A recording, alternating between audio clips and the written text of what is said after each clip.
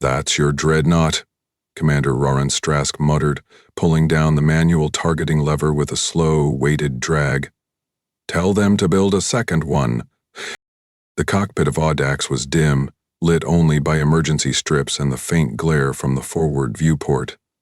No auto-aim, no fleet uplink, just a man, a cold seat, and a lock on an incoming superweapon that blotted out half the sector's coordinate grid. Beyond the reinforced canopy, the Varrock moved without escort, because it didn't require any. The Dominion siege carrier had massed over Sector 9 like a deployed landmass, casting thermal distortions across orbiting structures. Earth's outer diplomatic platforms, built for peacekeeping and trade regulation, were now shredded scaffolds, tumbling into decay. Relay Gate Theta, Sector 9's only exit vector, was locked in place by an external clamp pulse. Nothing moved in. Nothing escaped. Strask had already overridden 3 security gates just to unlock weapons access. Protocol demanded observance and delay until reinforcements could arrive. He had ignored the chain entirely. His proximity alert buzzed low and sharp. The Varrock was adjusting course. Not evasively. Dominantly. The warship didn't acknowledge his presence. It had not fired on Audax. It had no reason to. Strask gritted his teeth and reached into the lower port panel, releasing the shielding clamps on the Corvette's experimental payload chamber. His gloves scraped against dust-seeded bolts. He coughed once as dry coolant residue filled the air, the sting reaching the inside of his sinuses. The air filtration system hadn't been serviced in months. They didn't waste maintenance time on exile rotation. "Command to Audax. Do not engage," came the transmission. Tight band, clipped, automated. Not a live officer. The real command had already been made clear. Stay alive long enough to serve as a witness. Strask muted the channel and leaned closer to the ops terminal. A harsh yellow diagnostic bar flashed. "Kinetic coil, system locked. Observation use only." Across the lower quadrant. He bypassed it. Each switch he flipped groaned with disuse. The kinetic ignition core hissed as the chamber purged, rattling the deck plates beneath his boots. He balanced himself against the recoil seat, feeling the faint vibration of energy surging into the coil rails. The pressure differential made the hull creak, not from structural compromise, but from raw stress. Every redundant failsafe was disengaged. Every auxiliary system had been shut down to power this single process. A deep thud echoed beneath the floor, more physical than audible. The penetrator round, barely smaller than a colony shuttle, had dropped into position. Dense core alloy, custom engineered for collapsing, unstable asteroid interiors. It had never been tested in combat. It had never needed to be. "I know what you are," Strask said under his breath, staring through the cracked visor of his helmet toward the Vorthak vessel's rotating central helix. The drive rings shimmered with control field energy, standard for warships of that scale. But just forward of the exhaust vents, tucked beneath the lateral cooling intake arrays, sat an unmistakable curve of old Gin lattice struts, designs Earth hadn't seen since before the galvanic peace accords. The Varrock had a relic core. That changed everything. Target Profile 4 Techs wasn't even listed in active defense simulations. It was a contingency for impossible targets. Vessels based on forbidden architecture, reverse-engineered from pre-accord mass anchor frameworks. The kind of vessels the Dominion had supposedly retired centuries ago, except they hadn't. They had refined them. Strask brought up the fire control interface, an analog trigger board physically separated from the heads-up display. He traced a sequence with his glove, then punched the final confirmation key with the heel of his palm. He didn't trust soft controls, not on a shot like this. The coil began to charge. He stood, not out of comfort, out of necessity. The command chair wouldn't anchor properly with the inertial converters off. The blast would jolt the ship so hard that if it missed, he'd likely be unconscious before he could react. But that wasn't the plan. The heads-up display flickered briefly as the power draw surged. He tapped the manual scope, a lens-based column mounted directly into the canopy's center line. Old tech, reliable tech. Through it, he didn't see a monster. He saw a flaw. A vessel built on fear, not physics. Massive, but not invulnerable. Tall, but not balanced. The kind of weapon designed to impress from orbit, not survive impact, and Earth had cataloged it, quietly, completely. A low series of static pops registered across his ear implants as the targeting sync finalized. His left hand hovered over the release lever. His breathing slowed. Not out of calm, but control. One shot meant one outcome. There would be no course correction after ignition. Behind him, warning lights pulsed dull red across the back wall. He didn't need to look. Hull strain was peaking. The kinetic coil was now operating beyond safety levels, running on bypassed capacitors and melted regulation nodes. If the round fired even a half-second late, it would lodge mid-launch and rupture the firing shaft. A double-follow kill zone. Roran Strask. Designation override confirmed.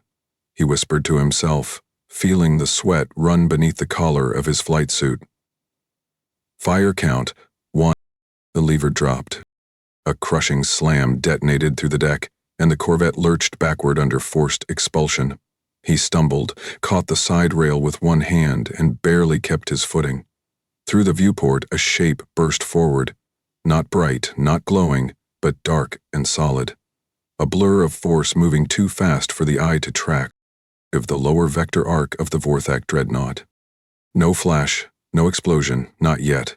Just a tremor through the magnetic field. One even Strask could feel in his bones as he gripped the panel's edge, lungs locking. He rebalanced the ship as systems flickered from power drain. The lights dipped into near blackness, but he didn't reach for auxiliary. He didn't call command. He simply stared through the cracked glass, waiting for confirmation not from data, but from collapse. Far ahead, the Verkthal drifted slightly starboard. A minor correction. Then it tilted, just enough to expose the penetration site, and the glow began, not outward, but inward. Internal stabilizers warping. Control corridors twisted. The hull didn't burn. It caved. Strask didn't smile. He reached up and powered down the last functioning subsystem, and watched. The kinetic coil had already fired. Commander Strask stood with both hands braced on the reinforced canopy arch, watching the trajectory stabilize through a shivering haze of heat distortion. No afterburn, no bloom, just weight. Gravity, weaponized and hurled like a judgment. The projectile didn't flash, it blurred, dragging reality along its path like a nail tearing fabric. Inside the Verkthal, nothing reacted. Their command decks were built around political presence, not engineering redundancy. From their perspective, the Corvette was a bluff, a symbolic gesture of defiance, until Earth's formal fleet arrived. Their countermeasures had remained inert because they weren't designed for this type of weapon. Dominion doctrine treated massed matter as irrelevant. They hadn't seen a penetrator fired in open space for over a century. Strask knew this. He'd read the old tests, drilled the low-orbit velocity equations by hand when autosol systems were still banned in academy courses. He had trained in corridors without artificial gravity and memorized the swing delay on every targeting coil Earth ever mothballed. What he'd done wasn't instinct. It was study paid in exile hours and decompression migraines. The display above him pulsed briefly. Not a damage readout, just the impact timestamp. The recoil had already shoved Audax 30 kilometers off her plotted arc. He corrected drift using only thruster bursts mapped against his wrist compass. No system on board was calibrated to help. Everything had been stripped for power. Through the main viewport, the Verkthal tilted slightly, as if rotating for ceremony. Then came the distortion, barely visible at first, a ripple along its mid-vent arrays, like breath fogging inside reinforced glass. The hull twisted, not from external strike, but internal collapse. A structural convulsion radiated outward as containment barriers ruptured. Strask exhaled through clenched teeth. He hadn't blinked since the shot. Cracks in the Varrochthal's outer spine widened as the core temperature surged without release. The dense core, round, had entered at near-core melt speed and detonated on a delay timer, buried inside the ship's thermal regulators. Not an explosion, but a reversal. Heat redirected inward, shields rendered useless because they weren't designed to deflect substance. Internal supports snapped under pressure differentials, and the gravitic compensator grid, designed to stabilize mass shift during bombardment cycles, spun itself into failure trying to adjust. The Dominion engineers had armored everything, except the one section they assumed would never be targeted, the exhaust base. They never considered what weight does without warning, Strask muttered, his voice low, rough. They built a wall. We threw a mountain. Warning strobes inside the cockpit flared amber as residual feedback from the magnetic coil continued to bleed into surrounding systems. The floor plates groaned, not from motion but from heat displacement. A thin wisp of steam hissed from the far junction panel, spilling across the walkway like breath from a wounded animal. Strask didn't move. His boots were bolted. The external view gave him the only clarity that mattered. The Varrochthal began to rotate wildly, not maneuvering, tumbling, a slow unintended spiral. Its forward stabilizers blinked red, then cut out entirely. Secondary shielding flickered. Portions of the hull peeled back, dragged open by violent internal pressures, as if the ship had swallowed itself. Chunks of armor, plating, each larger than shuttlecraft, peeled from its belly and vanished into dark rotation. The dorsal cannons no longer tracked. The targeting arrays twitched like broken antennae. There were no escape pods. He knew they wouldn't eject. Dominion dreadnoughts didn't believe in retreat options. Their officers were selected for political obedience, not strategic foresight. To eject was to confess fallibility. They would die before admitting they misread a corvette's trajectory. The internal explosion bloomed at frame 18 of the black box feed. Time damage logged, no commentary overlay, no visual enhancement. Strask didn't blink. He had waited for this moment. Every parameter he had calculated held true. The shot hadn't missed. It hadn't even deviated. He had accounted for magnetic interference, vent temperature lag, and drift gravity. His training had been discarded years ago. The weapon platform he fired from wasn't even in the current fleet doctrine. The Admiralty hadn't budgeted for planetoid test units in over a decade. But he had seen the report fragments, the original white papers from the Mountain Bunker labs. He remembered the diagrams showing compression damage through mineral layers, not intended for warfare, designed to test underground structures for fault collapse. That had always been the flaw in Dominion thinking. They saw warfare as intimidation through scale. They forgot that Earth studied weight as a tool of excavation. When you know how things fall, you know how they break. The last thruster burst from Varrochthal came 11 seconds after containment breach. It failed mid-burn, cutting the engine's output at a diagonal. The ship's axis snapped inward, crumpling like wet scaffolding. Core bulkheads sheared through the sub-hull, driving themselves into heat regulation conduits. The central gravity ring cracked in two, its ringed glow vanishing as the internal magnetic dome collapsed on itself. Not implosion, more like ingestion. The dreadnought folded like it was being crushed from the spine inward. Then everything stopped. Strask reached for the manual black box handle and pulled the data trigger. A physical click locked the records into sealed transmission mode. He input his command code, waited for the encryption to finalize, and cued the log burst for priority relay. Pilot Strask, full combat report, target match confirmed, trajectory maintained, single shot fired, asset decommissioned. His voice didn't rise. It didn't waver. It just existed, like the decision he'd made. He leaned back, slow, his spine aching from the impact delay. He reached for the comm relay and activated the beacon. The message to Earth went out without ceremony. No need for dramatics. The footage would speak. The numbers would verify. The cockpit temperature dropped as remaining systems bled energy into the reactor core's cooling phase. Without heaters, frost began forming around the edge of the viewport frame. Strask ran a gloved hand across the nearest instrument panel, feeling the sharp sting of thermal contraction through the alloy casing. The Corvette was now adrift, functional only as a shell around a transmitted truth.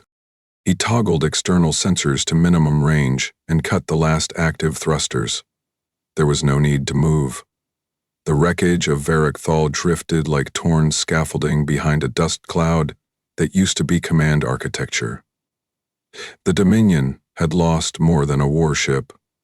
They had lost invincibility. "Command won't believe it," he whispered.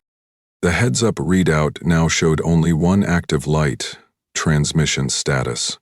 Flashing green, delivery confirmed. A faint chirp broke through the cabin. The relay speaker crackled, not interference, but message receipt. Text only. Maintain position, visual lock required. Trask looked out the viewport. The debris hadn't cleared. The Dominion wouldn't respond. Not today. He remained where he was. The debris hadn't settled. Commander Strask remained strapped in, gaze fixed through the frost-laced viewport. The Dominion Dreadnought no longer drifted. It disintegrated slowly, its core systems releasing heat in quiet waves, hull seams splitting open as though torn by time itself. The larger fragments carried their own gravity wells now, pulling scattered components into slow orbits. Every second brought new shapes spinning past, all remnants of what once represented sovereignty. His comm panel blinked once. Incoming signal, unsecured wideband broadcast. Strask tapped the receiver. No voice came. Instead, a symbol bloomed on the auxiliary feed. A rotating sigil composed of 3 interlocked crescents, the Vorthak recall beacon. It hadn't been used in living memory. Designed for empire-wide retreats under collapse protocol, it had remained dormant since before Earth entered the galactic arena. And now it pulsed with full authorization clearance. He leaned closer, staring at the rotating glyph. Not out of curiosity, he knew what it meant. The Dominion had pulled back from Sector 9. Every Vorthak vessel in surrounding systems would initiate drift station lockdown, engines cut, weapons powered down, crew ordered into sealed holds until reviewed by command tribunal. They didn't just lose a Dreadnought, they lost the illusion of control. Strask reached over and shut the receiver. The glyph vanished. Across the void, distant lights flickered, tiny dots, faint, but shifting. Long-range Dominion cruisers realigning away from orbital patrol lines, not fleeing, repositioning into safe drift.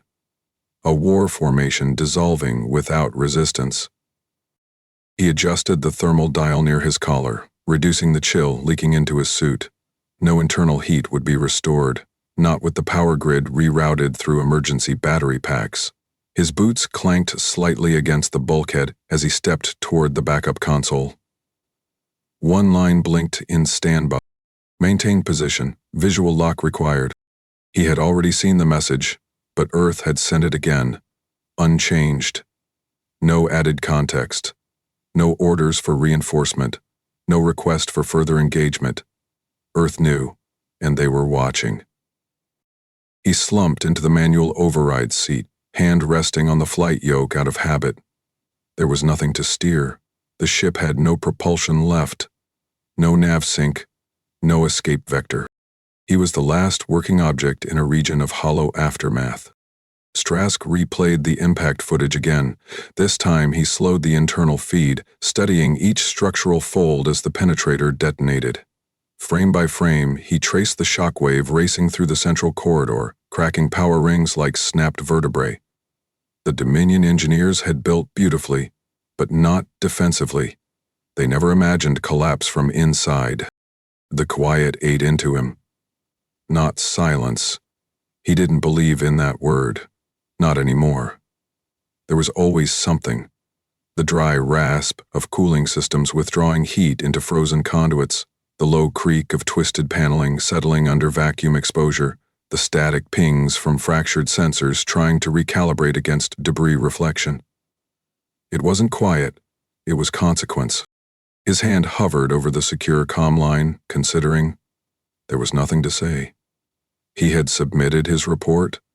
The data stream confirmed delivery. Earth hadn't called back. No commendation. No debrief. Only that line. Maintain position, visual lock required. He rubbed his jaw, feeling the days-old stubble beneath his fingertips.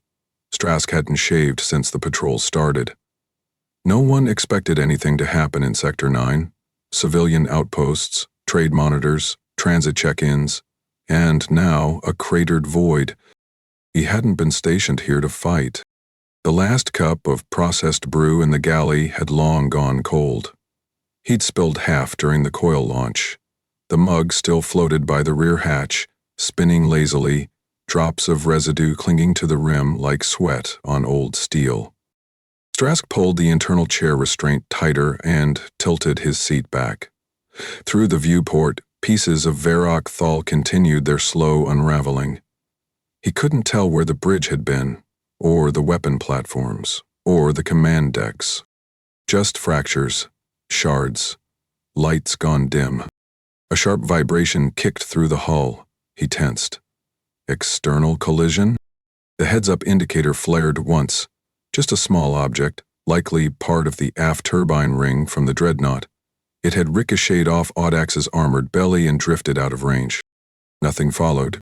He sat forward again, massaging his temples. Fatigue crept behind his eyes, not from effort, but from the stillness afterward. Not stasis. Not serenity. The kind of compression that comes when everything else stops reacting, and you're left waiting for something that doesn't arrive. The Dominion didn't counterattack. They didn't challenge Earth's right to fire. They didn't send diplomats or fleet reinforcements or encrypted denials. They cut engine trails and retreated. A single transmission arrived on the public frequency from a neutral system monitor. Varrock Thal. Status confirmed. Integrity total loss. Occupancy unrecoverable. The report was unsigned. He read it twice before closing the feed. Earth's defense channels remained dormant. The Admiralty hadn't scrambled squadrons. The Council hadn't issued a press address. Command hadn't even requested a confirmation ping. They were reviewing the footage. Not to evaluate performance, but to verify method. Strask clenched the side of his chair, arm muscles tight. They're not proud, he muttered aloud. There, learning. A blinking cursor opened on the command log window. Live monitoring request from Earth's Data Relay Core. No voice. Just access. He granted it. A second later, his ship's internal visual archive began uploading. Every second since impact. Every environmental readout, every motion of debris and energy cascade. Earth wasn't broadcasting this to the public. Not yet. They were analyzing it like surgeons studying fracture patterns after an autopsy. Strask understood.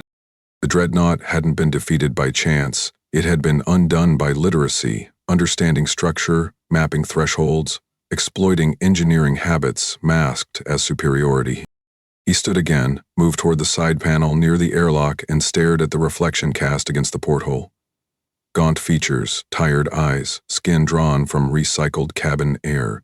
Not heroic, not legendary. Just a former test pilot who remembered a system too outdated to matter, until it did. He said nothing. Back at the console, a single message replaced the upload bar. Do not depart. Observation window active. He shut the lights off inside the cabin, not for drama, for conservation, and sat back down, body stiff, jaw tight, waiting, with both eyes open. The solar cycle passed without a single Earth fleet mobilization. No press briefings, no medals awarded, no chatter across the strategic networks. And yet, Every comm relay from the rimward trade sectors to the core held one signal in common: the footage. 3 days after Varikthal's destruction, Earth released the unedited visuals through open channels. There was no audio commentary, no dramatized overlay, no music designed to frame the moment. Just raw visuals from Audax's cockpit. An uncut timeline from target lock to final detonation. It began with the weapon charge. It ended with the drift of fractured hull plates. No slogans, no flags, no human faces in frame. The clip spread across independent networks first, pirated by fringe relay bots. Then, major broadcast systems picked it up. Within 10 hours, it became the most duplicated file in coalition surveillance history. Not for propaganda, but for analysis. Universities paused coursework to review frame sequences. Fleet captains scheduled briefings mid-patrol to study it. The reaction wasn't thunderous applause, it was colder than that. A universal recalibration of expectations. On Caltris V, a neutral technocracy planet known for defense architecture design, an emergency engineering summit was called within 2 hours of the clip surfacing. Every SHIELD theorist under contract received urgent summons, not for research, but to explain how a Dreadnought-class vessel, equipped with full-spectrum kinetic baffles, could be undone by a weapon Earth had archived decades ago. Across the Vorthak Dominion, things turned erratic. Internal military forums locked access. High-ranking commanders declassified fleet schematics and launched closed reviews of all core ventilation vulnerabilities. Shipyards received orders to halt large frame construction until further notice. Unrest didn't spark from civilians. It burst from within the Admiralty. On Station Trinell Core, a classified R&D facility positioned in orbit over the Dominion's 8th capital moon, 6 engineering leads resigned in a single cycle. Their departure statement, intercepted by Earth's passive scans, read, "We designed for display, not survival." Commander Strask remained in isolation. Audax floated in enforced dead drift as instructed. Power conservation protocol remained in effect. He had received no direct message, no comment on his report, no request for a personal debrief. But the galaxy was reacting. On Earth, the Directorate of Orbital Strategy greenlit a silent directive. Without announcement or ceremony, they initiated weapon redistribution. The prototype coil system used by Strask, previously a one-off, was quietly duplicated in modular variants, small enough to be mounted on Class Chem patrol units. No production network was publicly altered. No orbital yard announcements were made. Just internal work orders redirected to tactical labs across Lunar Sector 3 and Orbital Grid Line 6. The point wasn't to celebrate victory. It was to replicate effectiveness. Inside the Vorthak High Admiralty, minutes from internal meetings began to leak across Black Channel pathways. Translations showed a theme. Every counselor blamed someone else. SHIELD doctrine engineers accused gravity compensator designers. Propulsion analysts criticized power core redundancy. No one challenged that the vessel failed. They argued over how it had happened. The problem was systemic, an arrogance that design alone would intimidate. But Earth had never cared about size. They had cared about behavior. Back on Strask's ship, the heads-up interface powered up on its own for the first time in days. A new file appeared on the data wall, attached with no author tag, just a title. Objects exceeding 4 km, effective range limitations V1. He opened it. The file contained a single diagram, a radio chart with plotted silhouettes of every known Dreadnought-class ship in current deployment, Dominion vessels, Coalition reserve frames, even treaty-locked Arc-tier carriers from Allied civilizations. Each silhouette was marked with small red clusters, each cluster overlaid with familiar annotations: structural weaknesses, venting delay zones, energy bleed layers, stabilizer latency index. The page didn't offer methods for destruction. It offered entry points. Mapped, categorized, unapologetically archived. Strask scrolled through page after page. His breath caught when he reached the final entry. Veyrock Thal. Noted as neutralized. Validation confirmed via single-launch kinetic ignition. User designation Strask. ID A1140XX. They hadn't erased his name, but they didn't frame him as a hero. His role was a data point. His hands trembled slightly, not from fear, but from the realization that Earth had never viewed this action as reactive. They had anticipated a confrontation like this. Maybe not here, maybe not now, but somewhere, eventually. And they had prepared the ledger for it. Across the outer rings, Vorthak news filters began censoring the footage, but it was too late. Every data terminal in half the quadrant had already seen the spin of the Dreadnought's core folding on itself. Vorthak officers posted explanations blaming unauthorized field generators, coolant bypass errors, gravitational misalignment. But no one believed those theories, not after watching frame 42 when the structural spine snapped clean under pressure. That was an accident. That was understanding. On Sol Relay 3, Earth's highest volume node for strategic analytics, a secondary file was issued. Directive. Decentralized deployment, ignition coil TRB. The strategy didn't demand more dreadnoughts. It demanded more oversized ships, each carrying a variant of the tool Strask had fired. Not mass power, distributed lethality. And no one would know which ships carried the real thing. The Dominion didn't respond. Their fleet rosters remained locked. No statements, no retaliation. Instead, atmospheric arrays on their command world began absorbing planetary defense schematics into secured archives. They weren't advancing, they were insulating. Inside Audax, Strask finally received a direct message. It didn't praise him. It didn't assign blame. It simply included an encrypted command string.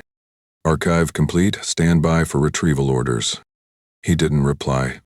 Instead, he looked out the viewport again. The dust field still rotated, though slower now. Fine particles catching sunlight and fracturing it into muted glimmers. The largest hull shard from Veyrock Thal had broken in 2 days ago. Its halves drifted apart like twins who no longer shared direction. Strask breathed through his teeth, eyes tracking the slow dance of destruction. Earth hadn't fired a second shot.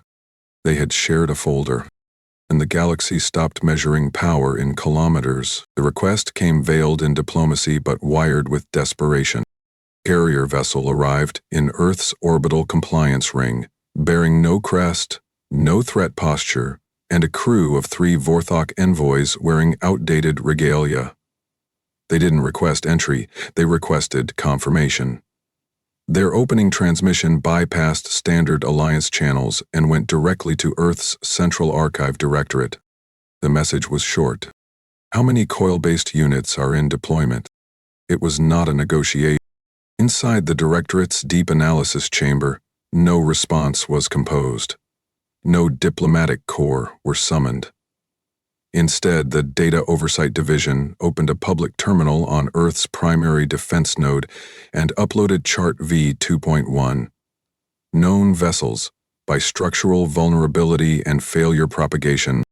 Every line in that file was based on schematics pulled from years of unrequested scanning, incident reports, open patent flaws, and long-forgotten battlefield simulations. Earth hadn't invented new physics, they had documented overlooked ones. The chart included engineering assumptions embedded in nearly every capital-class warship, from coolant delay relays to hull expansion under solar stress. It listed failure timelines, inertial bleed effects, and known vent offset skew data. The format wasn't poetic, it was clinical. Numbers stacked in columns, graphs overlaid with time-stamped breach models. Languages included 10 regional dialects and 2 archive latency ciphers. No ship class was marked safe. It arrived in open frequency. It didn't require passwords. On the courier vessel, the Vorthak envoy captain opened the file, scanned 3 pages, and shut his console. His first officer didn't speak. They both understood.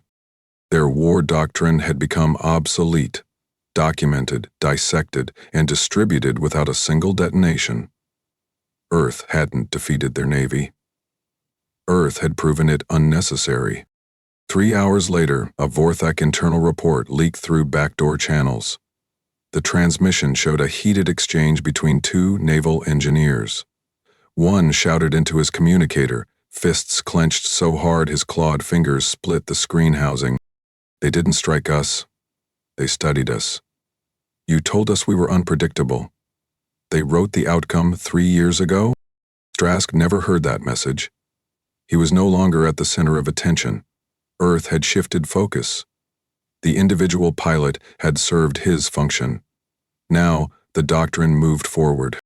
Military academies across dozens of systems initiated emergency curriculum reviews, not because a superweapon existed, but because Earth had issued a file that rewrote the threshold of survivability.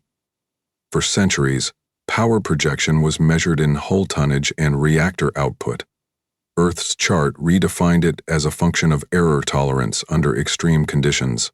Some called it heresy. Others called it clarity. At the Coalition Academy on Regulus Prime, a visiting strategist from Thal Remar stood before a class of cadets. His eyes were heavy, his hands clasped behind his back, as he gestured to the newly required reading projected behind him. "This isn't a playbook," he said. "It's a mirror, and every page shows where you built confidence instead of structure." The cadets said nothing. They watched the Dreadnought collapse sequence, slowed to 1/4 playback. Frame 66 had already been added to Earth's official educational materials, marked in red to indicate primary breach point, shield inversion, unlikely. Back on Earth, Directorate engineers received data access requests from 8 neutral empires. The tone varied. Some pleaded for cooperative analysis. Others offered to trade decades of tactical archives in exchange for one segment of Earth's coil validation logs. All were declined. Earth didn't share corrections, they simply published conclusions. Inside the Lunar Assembly Chamber, where Earth's Strategic Logistics Board met under blackout protocol, Director Hendrik Voss stood over a table full of incident reports. His advisors waited, eyes narrowed, fingers idle near their interface toggles. "No transmission from Vorthak High, Council?" he asked. "None. Their outer stations have rerouted all inquiries to internal moderation relays." Voss stared at the surface map, an infrared overlay of known Vorthak shipyard activity, normally pulsing with energy traces and transport emissions. Now dim. No construction signals. No outbound fleet data. He tapped a pen once against the glass. They didn't go quiet. They went inward. To his left, a logistics analyst cleared his throat. "And the engineers?" Voss nodded slowly. "That's the fracture point. Their designs weren't just outclassed, they were explained."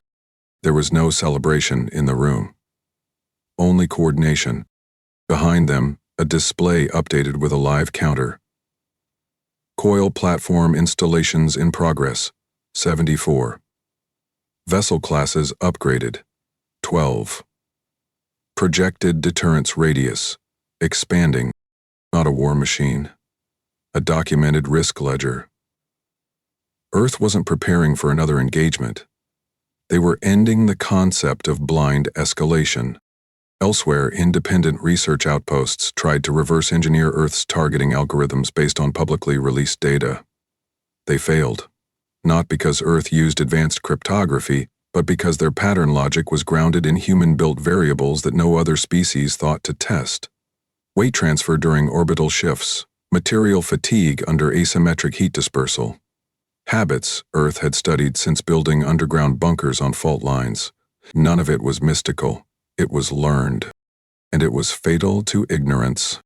In the Vorthak stronghold of Drevun Zeth, High Command held its last documented emergency summit before disbanding half its shipyard commissions. The session's central quote leaked hours later from an anonymous civilian account. We didn't face a superior fleet. We faced an audit. Within days, Earth's message had reached even fringe colonies operating without formal trade ties.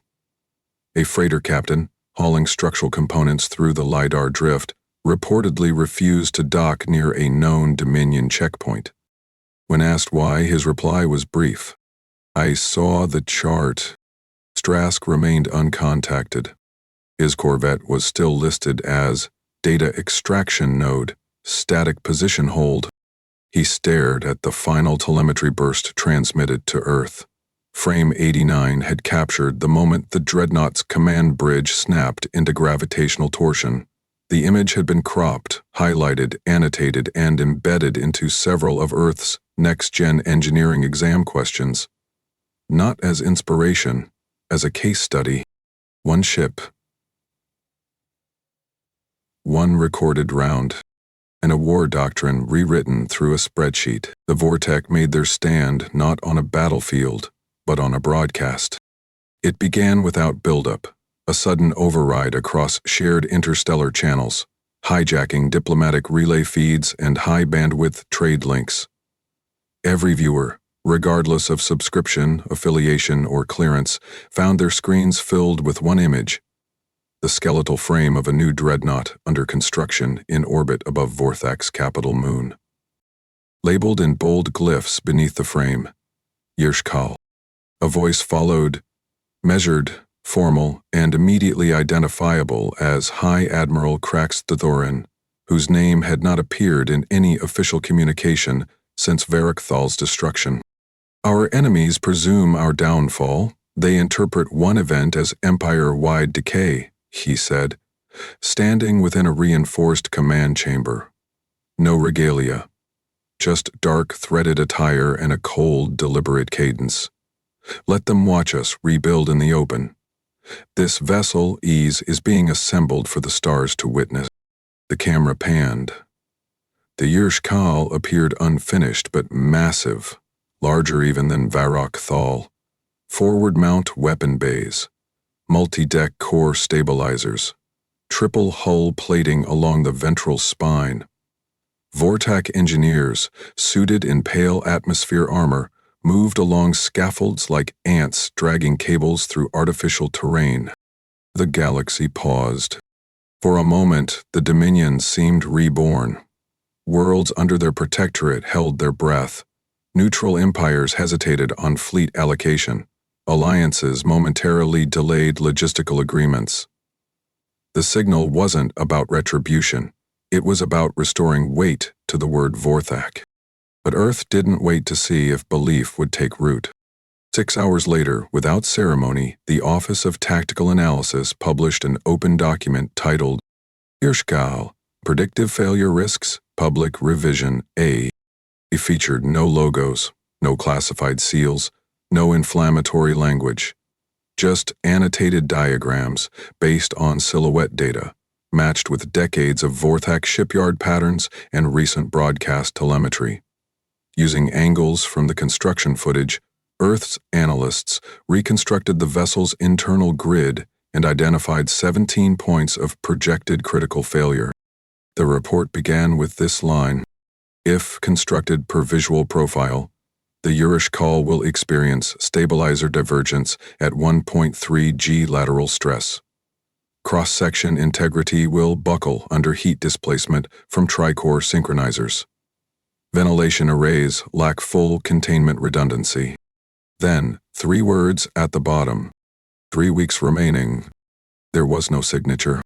Within days, the effect shattered any hope of unified confidence across Vorthak ranks. The first crack formed inside Design Sector 4 on Dravun Zeth, where Chief Frame Engineer Bravik Ulos requested immediate reassignment. His resignation letter, archived by Earth's passive surveillance net, stated, "The enemy doesn't speculate, they forecast, and they're correct." Ulos was not alone. By the end of the week, 27 engineers had filed leave requests. 8 disappeared without record. Recruitment cycles stalled. Draft responses from internal ministry figures offered empty deflections. Construction is ongoing. We are evaluating independent reviews. Development continues as planned. But it wasn't the withdrawal that broke the Dominion. It was the laughter. Across independent forums, technicians from rival species began mocking the Erasure diagrams. Not politically, structurally. They posted side-by-side overlays comparing Earth's predictions with historic Vorthak misalignments in older vessels. Civilians recreated Earth's diagnostics in ship simulators, each time ending in catastrophic failure at nearly identical timestamps. The Dominion scrambled to contain the narrative. Official spokespeople shifted tone, now claiming that the broadcast was a test, not a declaration, that Yerskal's footage was artificially rendered, that Earth's counter-report was based on outdated theory. The contradictions compounded. Inside Vorthak's naval ruling chamber, a newly installed Director of Stability, Calvros Demick, addressed the Joint Engineering Council in a closed session. His words were recorded through a hidden lens and leaked within 48 hours. They didn't outgun us, they outthought us. And this ship, this monument of steel, isn't a promise. It's a confession. On Earth, there was no celebration. The Directorate issued no reply, but they did update the document. Yershkal, recalculation, based on hypothetical design modifications. This version contained corrections, not to mock, but to remind. The underlying message was chillingly clear. Even if you fix it, we've already mapped what breaks next. Across scattered colonies and private engineering circles, whispers began circulating. Earth didn't just understand fleet composition, they understood manufacturing psychology. The shortcuts engineers took, the assumptions built into every rush order, the balance between ambition and oversight. The fear wasn't in the weapon. It was in being known. The Dominion responded with a second transmission, this time omitting any footage. Krekstar Zorian spoke again, but now the edge in his voice had dulled. The conviction was rehearsed, the message recycled. We will continue our advancement. External speculation will not determine our destiny. But his eyes flicked downward when he delivered that line. Even the civilians noticed.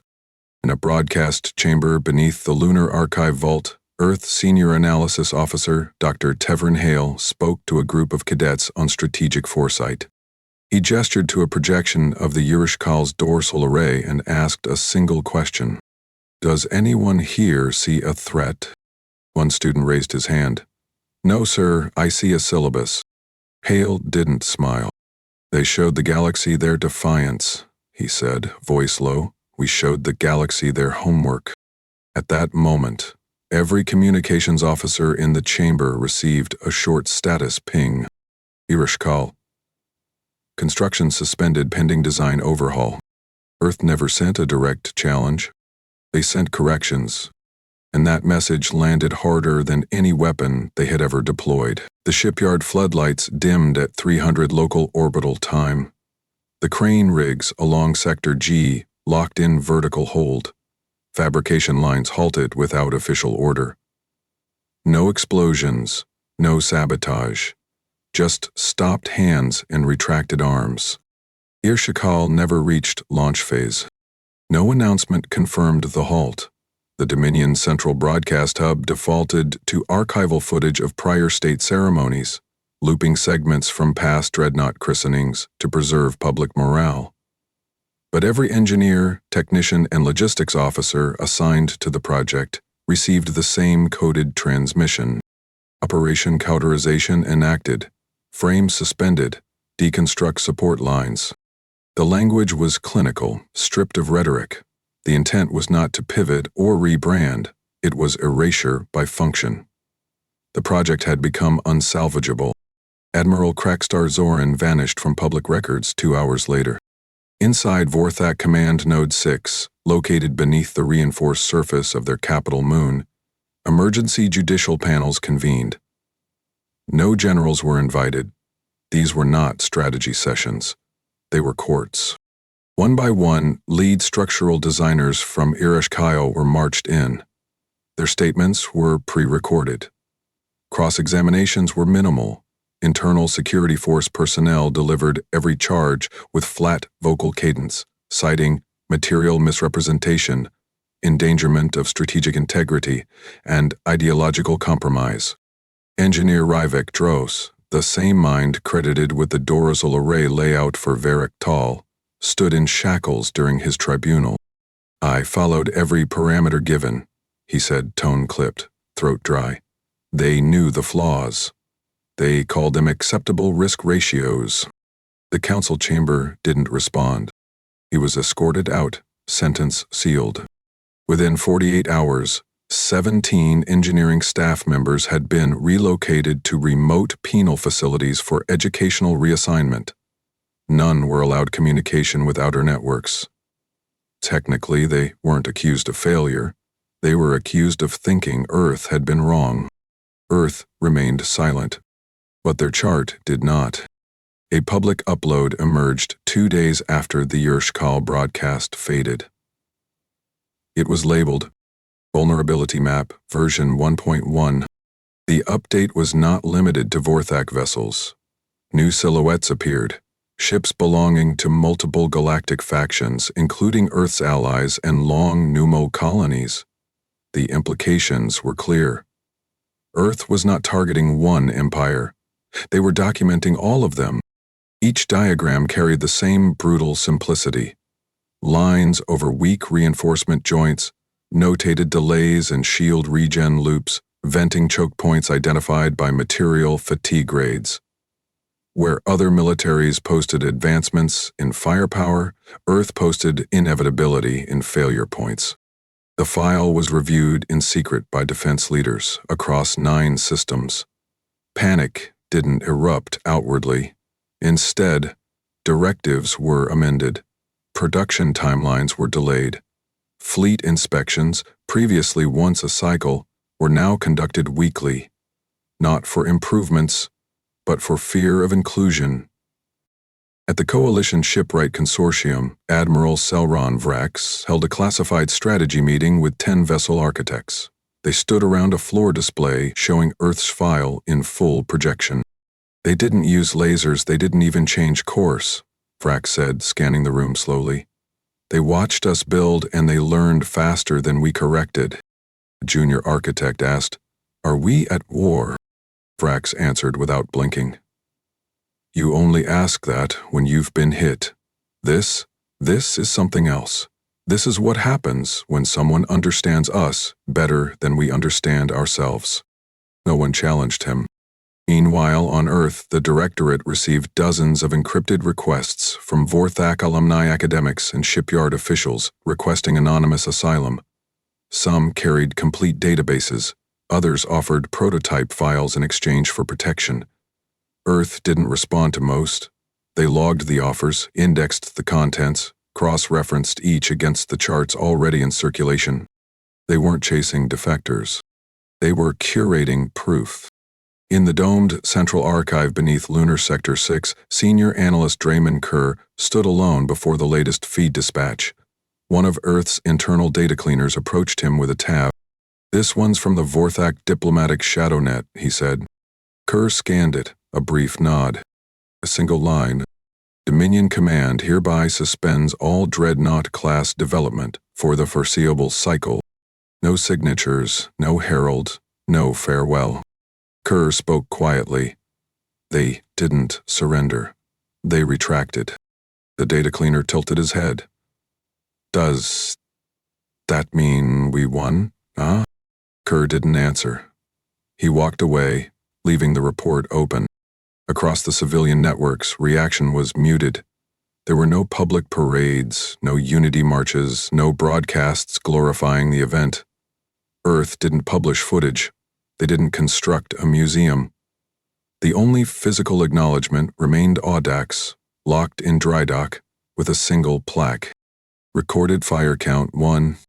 The Dreadnought's destruction had not triggered escalation. It had shattered protocol. Confidence across galactic militaries did not erode from force. It decayed from exposure. Earth had made one thing clear. They weren't guessing. They had seen the diagrams. They had analyzed the builds. They had found the thread and pulled. Every weapon blueprint in circulation became a liability. Every admiral who once bragged about bulkhead thickness or shield strength now spent meetings requesting additional reviews, not to improve, to survive discovery. Commander Strask never returned to active patrol. His name appeared only once in the final update of Earth's internal security archive, under a redacted tab, labeled Catalyst Witness, Phase 1 Complete. No medals, no ceremony, just a recorded date. On the final page of Earth's archive release, one note sat beneath the newest ship schematic. Dominance is loud. Accuracy is permanent. The transport shuttle touched down with no announcement. It didn't broadcast credentials or initiate a landing sequence chime. It settled, like an artifact returning to its shelf. Quiet, dense, final. The docking clamps adjusted only once before locking. Roran Strask stepped off with no escort. No one waited for him at the platform. The ground beneath his boots wasn't polished or marked with honor stripes. It was functional. Cold slab alloy stretched across the internal bay of Vault Theta 3, a classified facility buried under the polar crust of Lunar Sector 9. He carried nothing. A technician in a gray flight harness approached, eyes fixed on a tablet rather than his face. Commander Strask, assigned to Tier 4 Asset Oversight Kinetic Armature Division. He handed over an access badge already configured. Strask examined it. No rank, no service history, just a clearance band and an encrypted code string across the back. He clipped it to his collar without speaking. The technician turned to leave, then paused. Just so you know, sir, people talk down here. Not to you. About you. Strask didn't respond. He followed the corridor deeper, boots clicking once every 3 steps on uneven weld lines. The air inside the vault was dense with pressurization, but lacked the dryness of starship interiors. He smelled coolant storage and overheated shielding foam. Not combat, but calibration.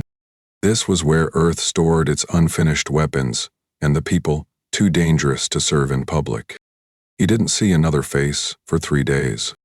His assignment came folded in a hard-case dossier, paper, not digital. The top page had one line: Refit Proposal, Multivector Ignition Delivery, Prototype, Vision, B. Strask read every word, then began. Far above, back on Earth's orbital museum ring, Audax stood behind reinforced glass. The Corvette's outer panels had been scrubbed clean, its coil launch bay frozen, mid-scope, just as it had been post-impact. No systems ran, no lights blinked. Inside the cockpit, only one element remained unchanged, the central control lever, still latched into firing position. Visitors weren't allowed inside the vessel. Instead, they gathered along the railing, staring through the transparasteel as if expecting the ship to wake. Below the display, mounted at waist height, sat a plaque. Recorded fire count, 1. That number needed no context anymore. Every student of military theory, every first-year shipwright, every supply chain analyst had been forced to reckon with what it meant. 1 launch. 1 event. 1 terminal shift in doctrine. At the Vorthak Central Convening Grounds, the war banners had been removed. Where once color-coded emblems hung behind the high tribunal seats, now there was only the shimmer of blank alloy. The director of strategic propulsion stood before an internal committee, hands flat against the hearing desk, eyes dry from a 3rd consecutive hour of questioning. They never fired again, he said, voice cracking not from guilt, but fatigue. And we couldn't fire once. The tribunal issued no verdict that day. It was unnecessary. Most of them had already submitted resignation drafts under diplomatic cover routes. Earth didn't contact the Vorthak. They didn't deliver an ultimatum or issue restrictions. They received a request. Buried in a Tier 2 transmission, routed through a neutral negotiator from the Dalrex Compact, came a formal inquiry. Proposal: Design Sharing Alliance based on parity standards. The Vorthak did not use the word surrender, but they had abandoned every previous stance. Their request sought only to survive the future by cooperating with those who had predicted it. Earth accepted the message without commentary. No confirmation followed, no summit scheduled. The message was filed, timestamped, and quietly categorized under a new doctrine: parity through exposure.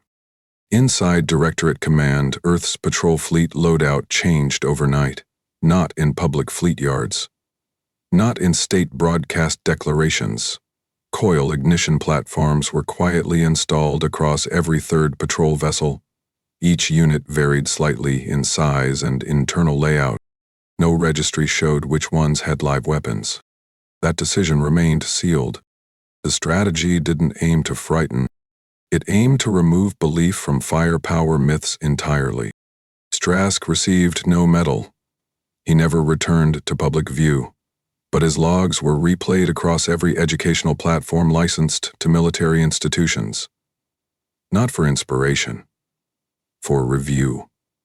Every breath, every system bypass, every manual correction during drift. Students studied him not as a legend, as a case study.